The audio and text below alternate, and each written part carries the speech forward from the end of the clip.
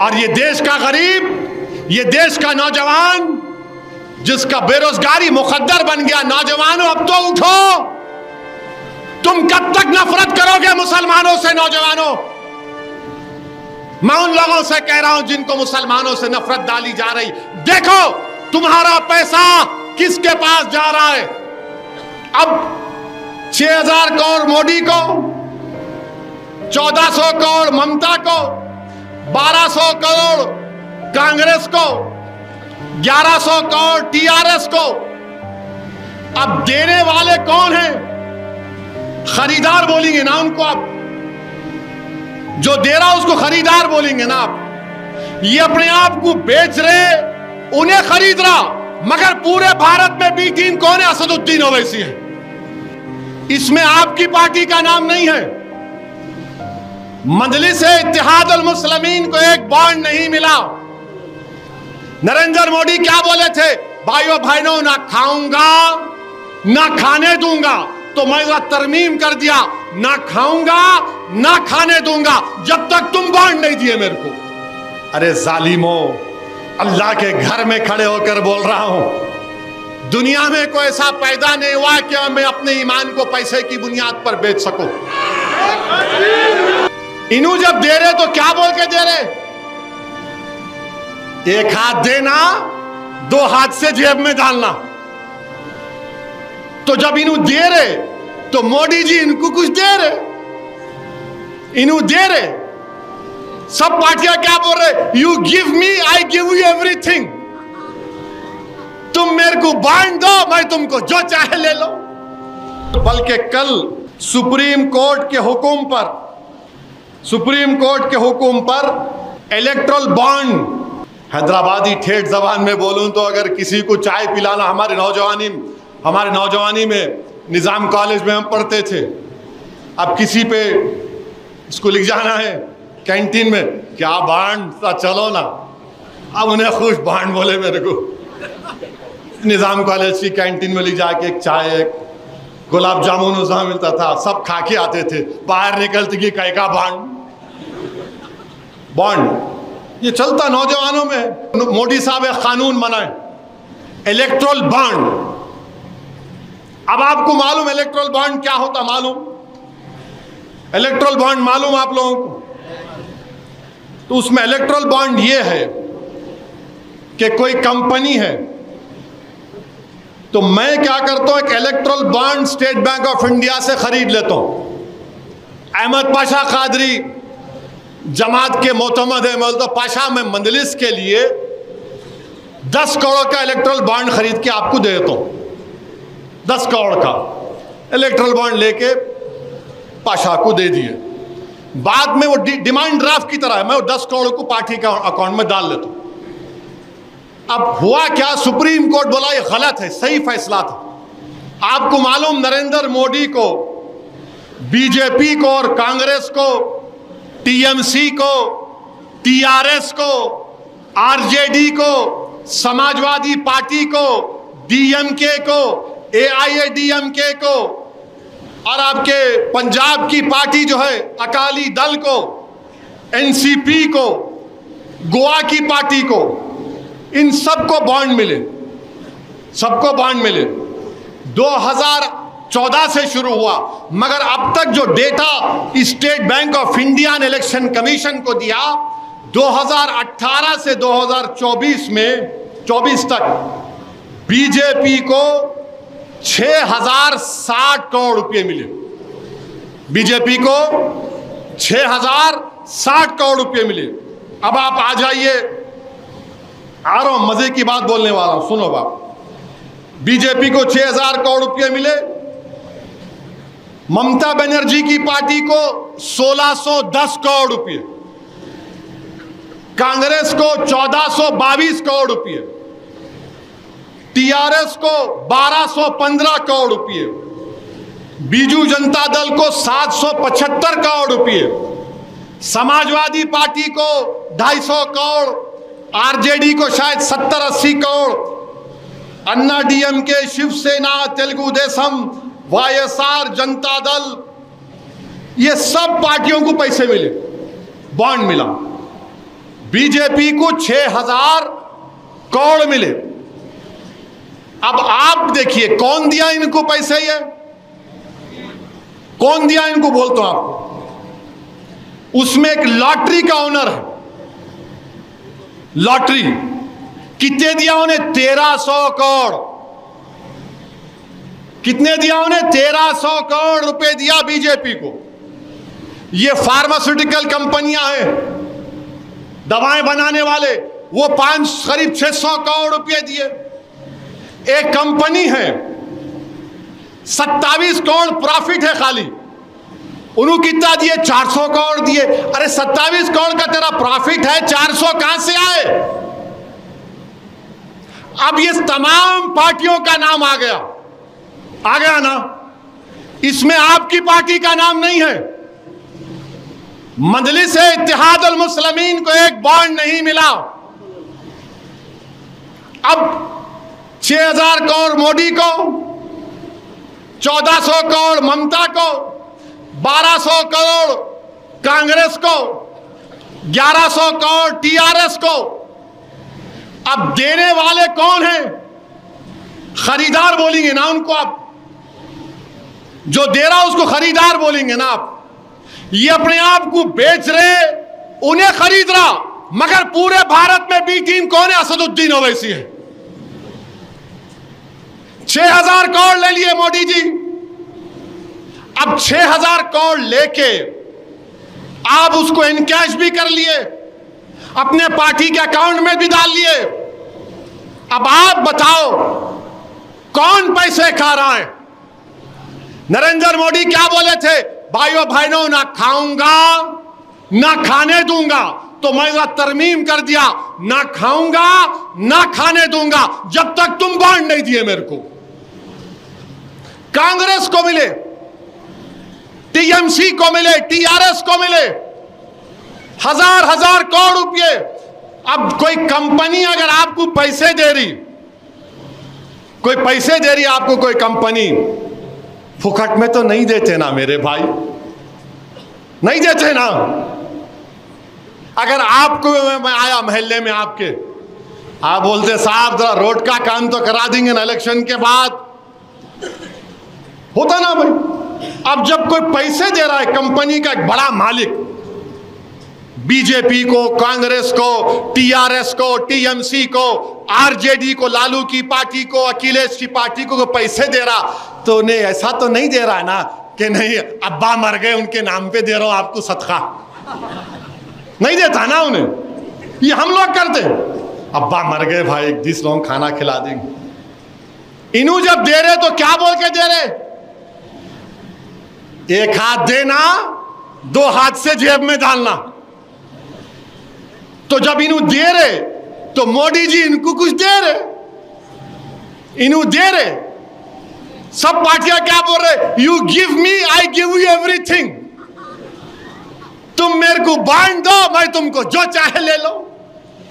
तो याद है कॉलेज में किसको बोलते थे? बॉन्ड। अब समझ में आया बॉन्ड। ये काम हो रहा है हमारे देश में। आप बताइए, 6,000 crore BJP, 1400 crore TMC, Congress 1200 crore, TRS 1100 crore. अरे क्या है भाई ये? मगर बी टीम कौन है? असदुद्दीन ओवैसी है। अरे जालिमो, अल्लाह के घर में खड़े होकर बोल रहा हूं, दुनिया में कोई ऐसा पैदा नहीं हुआ कि मैं अपने ईमान को पैसे की बुनियाद पर बेच सकूं। और सुनिए, बैठो बैठो, अहमद साहब दोनों बैठो। बोला पैरों में दर्द हो रहा, खड़े हो गए। अभी खड़े होने का टाइम है, यहां से खड़े रहने का है इलेक्शन तक, इंशाअल्लाह। बोलिए, दुश्मन ये समझ रहा रमजान आ गए तो ठंडे पड़ जाते।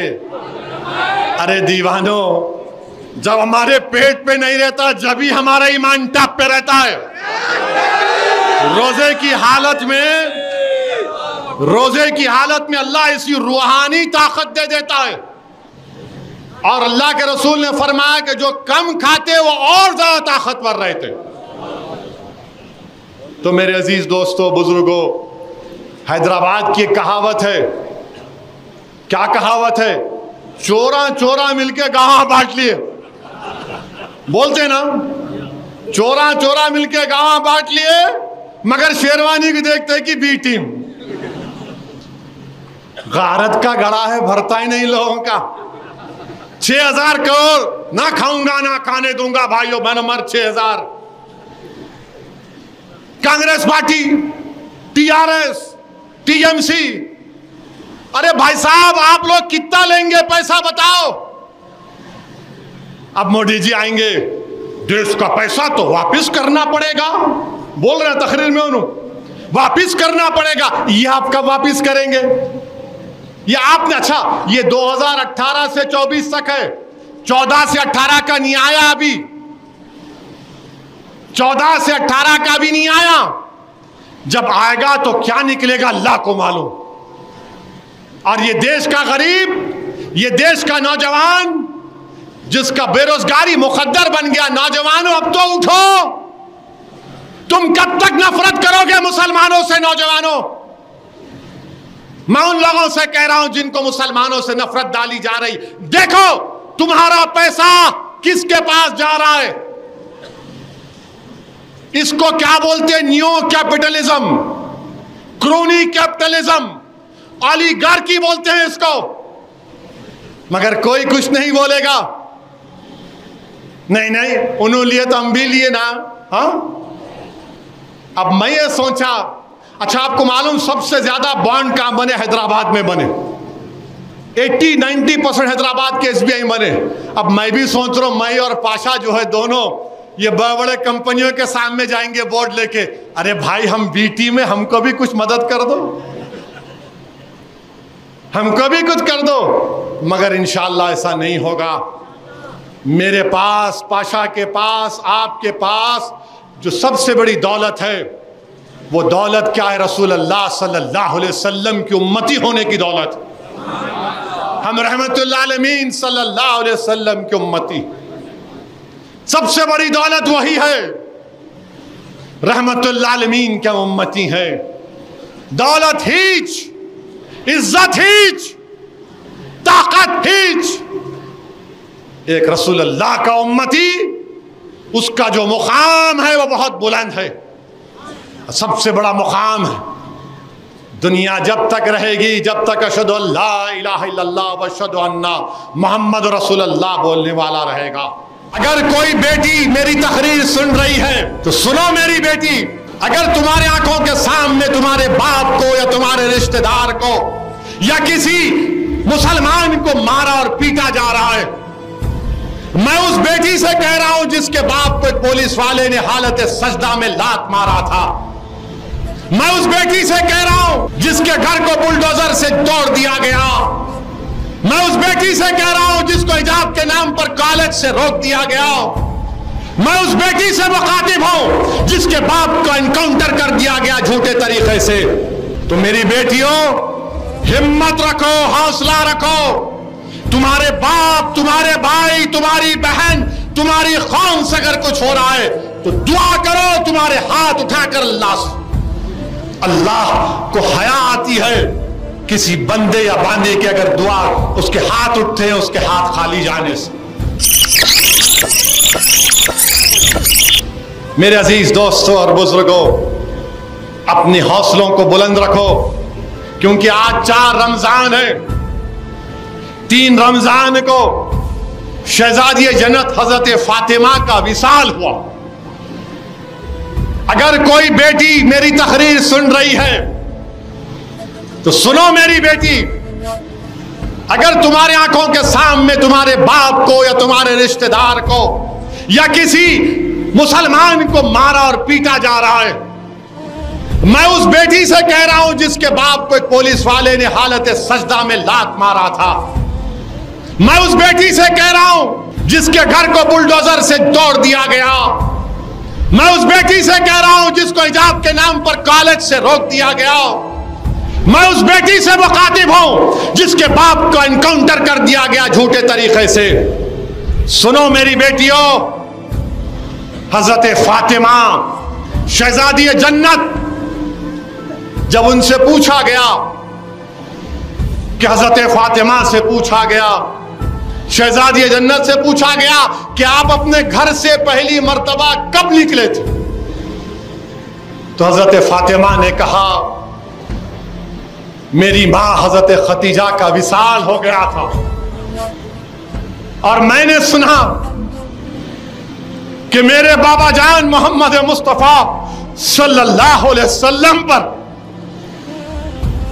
अबू जहल ने अल्लाह के रसूल सल्लल्लाहु अलैहि वसल्लम सजदे में है, ऊंट की उजड़ी डाल दी।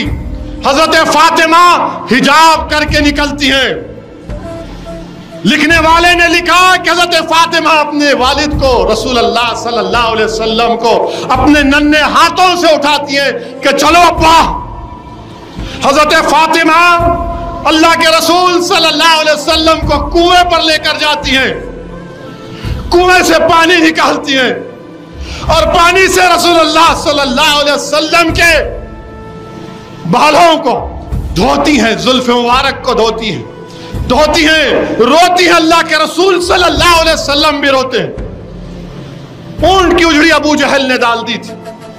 शहजादी जन्नत अपने हाथों से मोहम्मद मुस्तफ़ा सल्लल्लाहु अलैहि वसल्लम के जुल्फ मुबारक को पानी से साफ करती है, रोती है। अल्लाह के रसूल भी रोते हैं और हजरत फातिमा हाथें उठाकर दुआ करते हैं, या अल्लाह जिसने मेरे बाप बाबा से ऐसा किया उनको बर्बाद कर दे। अल्लाह के रसूल सल्लल्लाहु अलैहि वसल्लम आमीन बोलते। अब आप देखो, ताइफ के बाजार में रसूलुल्लाह सल्लल्लाहु अलैहि वसल्लम पर पत्थर बरसाए गए। फरिश्ते ने आकर कहा, बोलो मोहम्मद सल्लल्लाहु अलैहि वसल्लम, अल्लाह पूछ रहा है, इजाजत दो, इनको दो पहाड़ों में वो कर देंगे, मस कर देंगे। अल्लाह के रसूल सल्लल्लाहु अलैहि वसल्लम बोलते नहीं। अहद के मैदान में दंदान मुबारक शहीद हुआ। फरिश्ते आकर बोलते अल्लाह कह रहा, पूछ रहा है, इजाजत दो, इनको जमीन में धंसा दिया जाएगा। रसूल अल्लाह सल्लल्लाहु अलैहि वसल्लम ने कहा नहीं, इनकी नस्ल मुसलमान हो जाएगी। मगर जब हजरत फातिमा ने दुआ की कि अल्लाह जिसने ये किया उनको बर्बाद कर दे। अब्दुल्लाह इब्न मसूद कह रहे हैं रज़ी अल्लाह तआला अन्हु कि बदर के मैदान के बाद हज़रत अब्दुल्लाह इब्न मसूद देख रहे थे उन कुफारों को, उनकी लाशों को देख रहे थे। किसी ने पूछा अब्दुल्लाह इब्न मसूद क्या देख रहे हो, तो कहा हजरत फातिमा की दुआ देख रहा हूं। तो मेरी बेटियों, हिम्मत रखो, हौसला रखो। तुम्हारे बाप, तुम्हारे भाई, तुम्हारी बहन, तुम्हारी कौम से अगर कुछ हो रहा है तो दुआ करो, तुम्हारे हाथ उठाकर अल्लाह को हया आती है किसी बंदे या बांदे की अगर दुआ उसके हाथ उठते हैं उसके हाथ खाली जाने से। मेरे भाई, ये मौका है हजरत फातिमा को भी याद रखने का, ये मौका है। और मेरी बेटियों, मैं तुमको पैगाम दे रहा हूं, ये सुन्नत फातिमा है कि शहजादी जन्नत रात में तहज्जुद में उठती थी, दिन में चक्की पीसती थी, हाथ छाले पड़ जाते थे, हाथ में छाले पड़ जाते थे। रात में शेर खुदा से इजाजत लेती कि अली मुझे इजाजत दो कि मैं अपने रब को राजी कर लूं।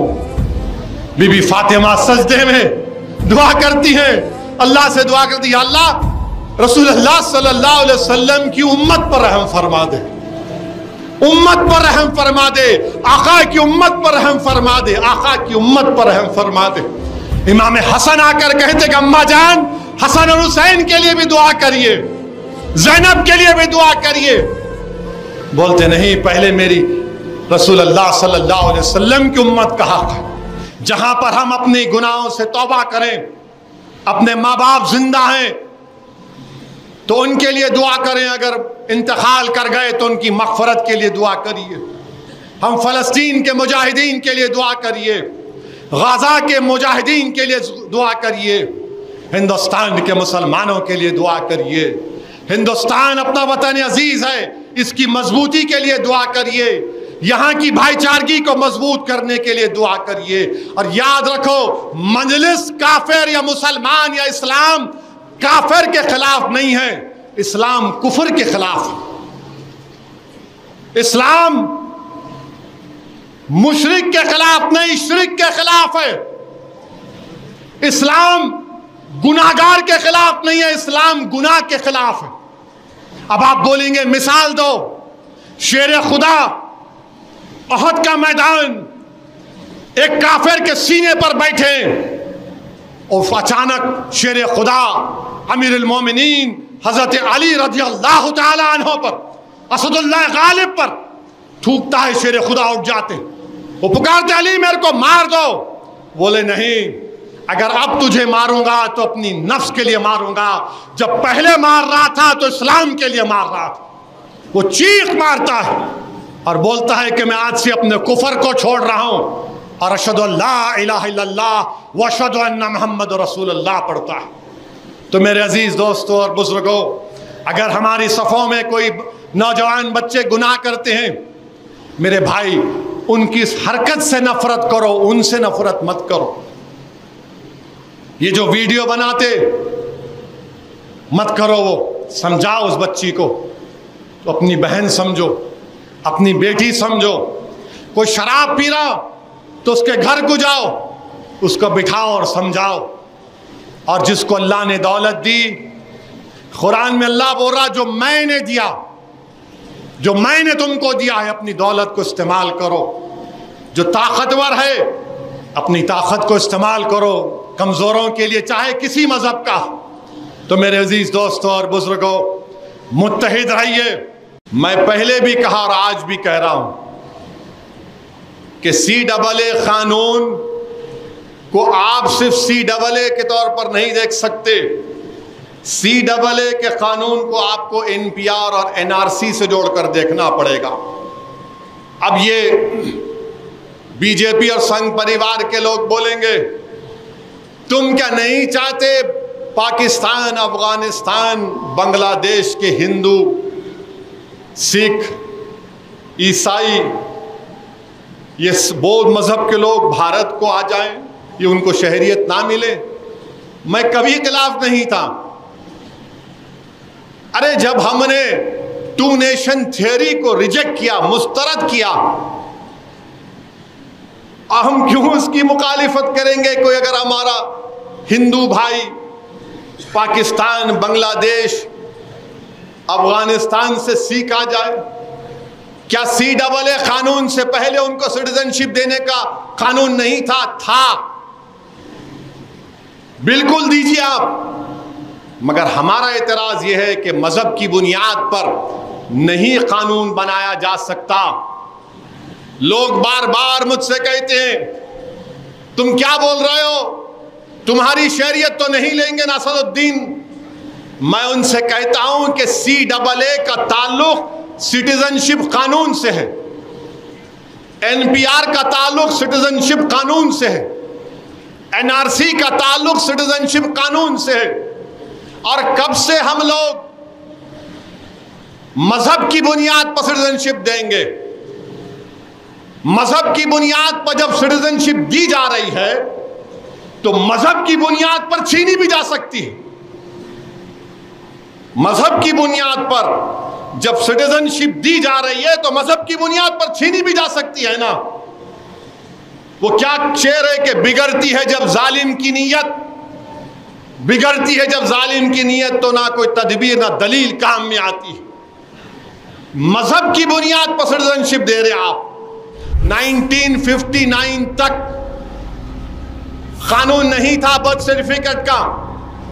अगर मैं पूछूं कि तुम्हारे दादा और अब्बा की पैदाइश कब हुई तो बोलेगा होंगी 59-60 में, जब कानून नहीं था। पासपोर्ट कितने लोगों के पास है? अगर मैं यहां बोलूं हाथ उठाओ कितने लोगों के पास पासपोर्ट है?